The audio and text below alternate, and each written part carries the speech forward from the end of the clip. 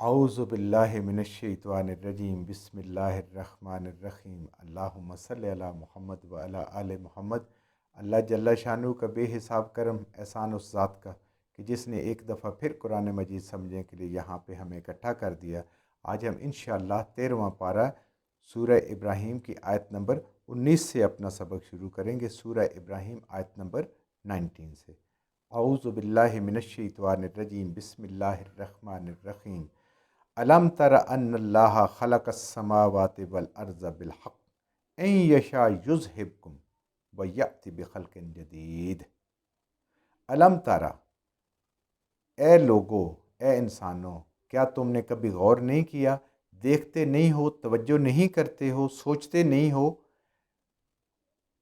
अन्नल्लाह, बेशक अल्लाह, खलक़स समावाति वल अर्ज़ बिल हक़, अल्लाह ताला ने ज़मीनों आसमान को और जो इनके अंदर है सारी की सारी चीज़ें बामकसद पैदा की हैं। कोई चीज़ अल्लाह की मखलूक बेमकसद नहीं है, और उस सच्चे रब ने पैदा की हैं इंसान की खिदमत के लिए। हर मखलूक का अल्लाह ताला ने अपना अपना एक मकसद हक यानी मुकर्रर किया हुआ है, और एक इंसान का भी अपना अल्लाह ताला ने जो इंसान को बनाया उसका एक मकसद है। सूरज धूप देता है, रोशनी देता है, अपने रास्ते पे चलता है, अपना मकसद पूरा कर रहा है। चाँद अपना मकसद पूरा कर रहा है, सितारे, ज़मीन, सैयारे, गैलेक्सी सब अपना मकसद पूरा कर रहे हैं। ज़मीन वो चीज़ें दे रही है जिस मकसद के लिए पैदा हुई है। इंसानियत की बका के जो सिस्टम है वो सारा इस ज़मीन के साथ रिलेटेड है। और वो सारी चीज़ें अल्लाह ताला फरमा रहे हैं कि उनको हमने अता की हुई हैं, अपना मकसद वो पूरा कर रही हैं जो जो हमने उसको। तो इंसान का भी मकसद है, ये सारी चीज़ें इंसान की खिदमत के लिए हैं और इंसान अपने रब की इबादत करने के लिए, अपने रब की शुक्रगुजारी के लिए है। तो अल्लाह फरमाते हैं कि क्या इंसान ज़रा गौर तो कर, तदब्बर तो कर कि मेरी जितनी मखलूक है वो सारी की सारी एक मकसद के तहत पैदा की है और वो अपना मकसद पूरा कर रही है। इन यशा युज़हिबकुम, और अगर अल्लाह चाहे तुम वो मकसद पूरा न करो, तौहीद का, रिसालत का, दुनिया के अंदर इस्लाम का बोलबाला करने का, इस्लाम की हुकूमत कायम करने के लिए, तो अल्लाह ले जाए तुमको, नेस्त व नाबूद कर दे, इंसानों तुम्हें तबाह कर दे। व याति बिखल्क़िन जदीद, और कोई और अपनी फर्माबरदार मखलूक ले आए, तो अल्लाह इस पे कादिर है। अल्लाह ताला की ज़ात ये कर सकती हैं। और कितनी कौमें जो अल्लाह ताला ने इसी तरह हलाक की हैं ईमान वालों को बचा के। बाद दफ़ा तो चंद ईमान वाले थे, अल्लाह ने उनको बचा लिया। अल्लाह ताला के लिए कोई मुश्किल काम नहीं है कि अपने फर्माबरदारों को ले और अपने नाफरमानों को नेस्त व नाबूद कर दे, तबाह व बर्बाद कर दे उनको। वमा ज़ालिका अलल्लाहि बिअज़ीज़, और अल्लाह के लिए कोई मुश्किल नहीं। अल्लाहुस समद, अल्लाह ने नहीं देखना कोई छोटा है, कोई बड़ा है, कोई मर्द है, कोई औरत है, कोई कैसा है, कोई कितना हसीन है और कितने बड़े ओहदे पे बादशाह है दुनिया का। अल्लाह ताला सबको मिलिया मेट कर सकता है। अल्लाह के लिए ये काम कोई मुश्किल नहीं है। वबारज़ू लिल्लाहि, और बिल्कुल वाज़े, बारज़ू होता है बिल्कुल सामने आ जाना, कोई एक भी चीज़ ज़र्रा बराबर भी छुपी हुई ना हो। सामने आएंगे जिस दिन, यानी मैदान हशर में जिस दिन सामने आएंगे, लिल्लाह, अल्लाह के सामने, जमीअन, सब के सब, अव्वलीन से लेकर आखरीन तक जितनी भी मखलूक है अल्लाह की, वहाँ पे मैदान हशर इंसानों जिन्नों समेत होगी। फ़क़ाल अज़्ज़ुहफ़ाउ, अब अल्लाह ताला एक वो शिरक का तरीका जो आज इंसानों के अंदर राइज है, अल्लाह उसकी तरफ इंसानों को तवज्जो दिला रही है कि देखें, दुनिया में रब के अलावा किसी से उम्मीद न रखना, रब के अलावा किसी को अपनी उम्मीदों का मरकज़ न बनाना। तो उस दिन कहेंगे अज़्ज़ुअफ़ाउ, जो शागिर्दी करने वाले थे, जो मुरीदी करने वाले थे, लिल्लज़ीना, उन लोगों के साथ, अस्तकबरू, जो दुनिया में उनके लीडर थे, जो फॉलोअर्स थे, वो अपने लीडर से उस दिन क़यामत वाले दिन कहेंगे, यानी दुनिया में ये जो ज़ईफ़ लोग थे, यानी इनके पास अकल कम था, माल कम था, दौलत कम थी, इज़्ज़त कम थी, दर्जा कम था, इल्म कम था, ये सारे उन इल्म वालों के पीछे और उन बड़े लोगों के पीछे चलते रहे कि ये अगर कर रहे हैं तो सही है। आज भी बहुत सारे गलत बातों का हम इसलिए कहते हैं, देखें फ़लाँ बड़ा पढ़ा लिखा समझदार है, अगर वो कर रहा है तो ये बात ठीक ही होगी। और जो कुरान पढ़ाने वाला है, जो सीरत पढ़ाने वाला है, ये तो एक आम सा आदमी है, इसकी तो कोई ना वो जाहो जलाल है, ना कोई शान व शौकत है, ना कोई और बात है। इसकी बात छोड़ो, वो बात, वो बड़ा अक्लमंद है, बड़ा समझदार है। देखें, समझदार ही है तो इतनी दुनिया कमा ली है ना, इतनी दौलत कमा ली, इतनी तरक्की कर गया, औलाद भी तरक्की कर गई है, इतने घर बना लिए, इतने प्लाजे बना लिए, समझदार तो वो है। تو یہ لوگ اس دن کہیں گے اپنے ان لیڈروں سے، یعنی دنیا میں جو کوئی بھی مخلوق کی پیروی کرتا رہا ہے بجائے اللہ کی پیروی کرنے والا، اور اس سے اس نے امیدیں رکھی ہوئی ہیں، وہ اس دن بے سود ہوں گی جب وہ کہے گا ان سے اِنَّ كُنَّا لَكُمْ تَبَعًا، کہ بے شک ہم وہ سارے وہ لوگ ہیں کہ جنہوں نے پیروی کی اس دنیا میں، تمہارے پیروکار تھے ہم تمہارے، فَهَلْ أَنْتُمْ مُغْنُونَ عَنَّا مِنَ الْعَذَابِ اللَّهِ مِنْ شَيْءٍ، تو کیا آج تم ہمیں بچا سکتے ہو، کوئی مدد کر سکتے ہو؟ جیسے دنیا میں کہتے تو آج کوئی زور چل سکتا ہے تمہارا اس اللہ کی عذاب سے بچنے کے لیے؟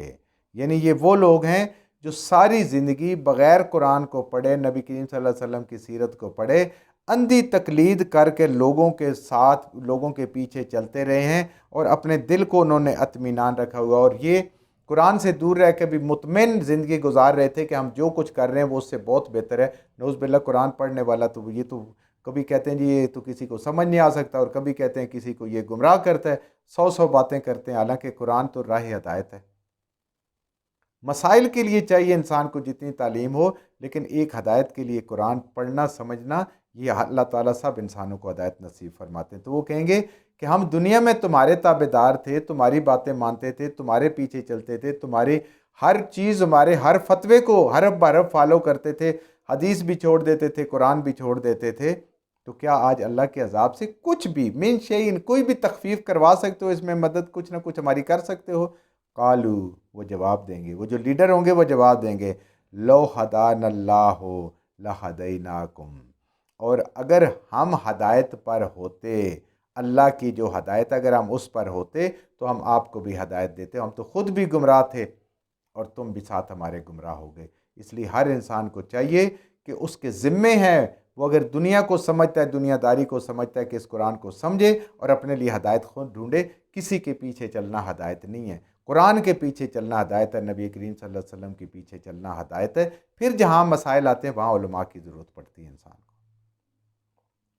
سواء علینا، برابر ہے آج ہمارے اوپر، اجزئنا، کہ ہم چیخیں، روئیں، چلائیں، پریشان ہو، ام صبرنا، یا ہم صبر کریں۔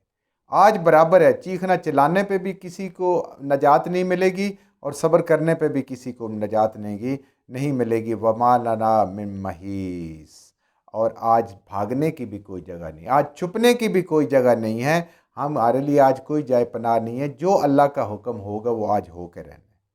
یہ بات انسان کو اللہ تعالیٰ سمجھا رہے ہیں کہ اے انسان، اس قرآن کے اوپر چل، لوگوں کے پیچھے، معاشرے کے پیچھے، رواجوں کے پیچھے، اس کے پیچھے نہ چل، ورنہ تو آخرت میں ناکام ہو جائے گا، اور تجھے کوئی وہاں پہ پرسان حال نہیں گا جس کے کہنے پہ تو یہ گناہ کر رہا ہوگا، جس کے کہنے پہ تو یہ غلط طریقے سے چل رہا ہے۔ قرآن سے سیکھ، نبی کریم صلی اللہ علیہ وسلم کی سیرت سے سیکھ۔ وقال الشیطان، شیطان بھی، یہ ان میں سے، اس کے بعد پھر شیطان کی باری آئے گی۔ بروز قیامت کہے گا شیطان، لما قضی الامر، جب فیصلے ہو جائیں گے، جنت والے جنت میں چلے جائیں گے، اور جہنم والے جہنم کے فیصلے ان کے ہو جائیں گے، اور جنت والوں کے جنت کے فیصلے ہو جائیں گے، پھر کہے گا ان اللہ، بے شک اللہ، وعدکم، وعدہ کیا تمہارے ساتھ، وعد الحق، سچا وعدہ۔ یعنی شیطان بھی اس دن مانے گا، اور شیطان بھی یہ بات جانتا ہے، کہے گا لوگوں کو، اے جہنمیوں، اللہ نے جو تمہارے ساتھ وعدہ کیا تھا وہ سچا وعدہ تھا۔ تو اللہ کا وعدہ کہاں سے ہمیں پتہ چلتا ہے؟ اس قرآن سے، نبی کریم صلی اللہ علیہ وسلم کی مبارک سیرت سے، احادیث مبارکہ سے۔ اللہ نے جو جو وعدے کیے تھے، وعیدیں جو جو دی تھی، وہ ساری کی ساری سچی تھیں۔ وَوَعَدتَّکُمْ، اور میں نے جو وعدے کیے تھے تم سے، فَأَخْلَفْتُکُمْ، تو میں ان کی وعدہ خلافی کرتا ہوں، میں تو وعدہ خلاف ہوں، دنیا میں بھی دھوکہ دیتا رہوں، اور آج بھی تمہیں دھوکہ دے رہا ہوں۔ اللہ کے وعدے اس وقت بھی سچے تھے، قبر میں بھی سچے ہیں، حشر میں بھی سچے ہیں، جنت میں بھی سچے ہیں، جہنم میں بھی سچے ہیں۔ جو لوگ جہنم میں گئے ہیں، اللہ نے ان کو پہلے بتایا کہ یہ کرتوت کرو گے تو جہنم میں جاؤ گے، وہ وعدہ بھی سچا ہے۔ تو شیطان کہہ رہے کہ اللہ کے وعدے سچے وعدے، اس کے علاوہ سب کے وعدے جھوٹے وعدے۔ وَمَا كَانَ لِي عَلَيْكُم مِّن سُلطان، اور اے انسان ذرا سوچ کہ میرا تمہارے اوپر دنیا میں کوئی زور نہیں تھا۔ کیا تھا؟ الا ان دعوتکم، میں تو تمہارے دل میں صرف وسوسہ ڈالتا تھا، میں تمہیں دعوت دیتا تھا غلط کام کی، غلط گناہ کی، نیکیوں سے دور رکھنے کی۔ فاستجبتم لی، تم اس کو قبول کر لیتے تھے۔ فجر کی اذان کی آواز آتی ہے، لیکن شیطان کہتا ہے سو جا رضائی میں، بڑی باہر سردی ہے، پانی ٹھنڈا ہے، کیا کرے گا، پڑھ لے گا، پڑھنی تو ہے نا، تو نے کون سی چھوڑنی ہے، پڑھنی ہے، پھر سلا دیتا ہے۔ تو زور اس کا بھی نہیں ہے۔ کوئی بندہ کوئی نیکی کا کام کرنے لگے، نماز پڑھنے لگے، تو کوئی ایسی شیطان کے پاس طاقت نہیں ہے کہ وہ انسان کو پکڑ لے اور اس کو ٹانگوں کو پکڑ لے کہ جی نہیں میں تو نہیں جانے دیتا، ایسا نہیں ہے۔ اور اگر پڑھنا چاہتے ہیں تب بھی کوئی رکاوٹ نہیں، اگر نہیں پڑھتا تو کوئی ایسی طاقت اس دنیا میں نہیں ہے۔ ہاں آخرت میں تو پھر مار پڑنی ہی پڑنی ہے ایسے لوگوں کو کہ اس کو زبردستی نماز پڑھائے، ایسی کوئی بات نہیں۔ تو میری دعوت کو تم نے قبول کیا، فلا تلومونی، آج میرے اوپر تم کوئی بھی شکوہ نہیں کر سکتے ہو، مجھے تم ملامت نہیں کر سکتے ہو، یعنی میں نے تمہیں گمراہی گناہ نافرمانی کی طرف بلایا اور تم نے میری دعوت کو قبول کر لیا۔ اللہ نے تجھے کامیابی کی طرف بلایا، قرآن کی طرف بلایا، نبیوں کی طرف بلایا، توحید کی طرف بلایا، تم نے اس کو قبول نہیں کیا۔ اور میرے پاس تو کوئی علم نہیں، کوئی طاقت نہیں، کوئی زور نہیں ہے، میری بے دلیل باتیں آپ نے مان لی ہیں۔ تو آج مجھے ملامت مت کرو، وَلُومُوا أَنفُسَكُمْ، اپنے آپ کو ملامت کرو، تمہاری غلطی ہے، حق کو چھوڑ کے، اصل کو چھوڑ کے تم نقل کے پیچھے گئے ہو، اور تم نے نور کو چھوڑا اور ظلمت کی طرف گئے، ایمان کو چھوڑا ہے اور کفر کی طرف گئے ہو۔ وَمَا أَنَا بِمُصْرِخِكُمْ وَمَا أَنْتُمْ بِمُصْرِخِي، آج میں تمہاری کوئی مدد نہیں کر سکتا اور تم میری کوئی مدد نہیں کر سکتے، میرے بس میں بھی کچھ نہیں ہے۔ پکارو دونوں طرف سے، انسان کی اپنی مرضی ہے جس کو چاہے۔ اللہ فرماتے ہیں دونوں طرف پکار ہے، حی علی الصلاح اور حی علی الفلاح کی، شیطان کی پکار ہے، کرتا رہے، کھیلتا رہے، بیٹھا رہے، مزے لے، انجوائے کر، ٹی وی دیکھ، موبائل دیکھ، یہ ساری چیزیں دونوں طرف سے پکار ہے۔ انسان تیری مرضی ہے، جس پہ چاہے تو چلے۔ یہی امتحان ہے اصل میں، کہ یہ مرضی اور چائس اور ارادے سے جو چاہیں وہ کر سکتا ہے انسان، اس کو کوئی رکاوٹ نہیں ہے، یہی اس کی امتحان ہے۔ تو یہ قرآن تو سنجیدہ بات کرتا ہے، ذمہ داریوں کی بات کرتا ہے، ادھر تو مزے کی اور لطف کی بات ہوتی ہے، وقتی لذت آتی ہے کانوں سے سن کے، منہ سے بول کے، آنکھوں سے دیکھ کے۔ تو قرآن تو ایک سنجیدہ پیغام دیتا ہے نا، ایک ذمہ داری انسان کو وہ یاد کراتا ہے، تو انسان اسی سے بھاگتا ہے۔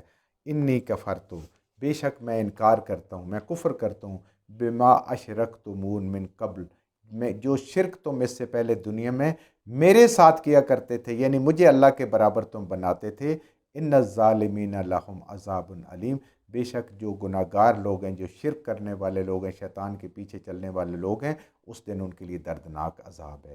تو شیطان کہتے ہیں عبادت کے معنی ہوتا ہے بات ماننا، تو تم اللہ کی بات کو چھوڑ کے میری باتیں مانتے رہے ہو، اور تم نے اللہ کے حکموں کو توڑا اور شیطان کو شریک بنا لیا، اللہ کے حکموں کے برابر اس کو سمجھ لیا، اس کے کہنے پہ نماز چھوڑ دی، اللہ کے کہنے پہ نماز نہیں پڑھی، اس کے کہنے پہ نیکی کرنا چھوڑ دیا اور اللہ کے کہنے پہ نیکی نہیں کی ہے، تو یہ شیطان دھوکے باز ہے۔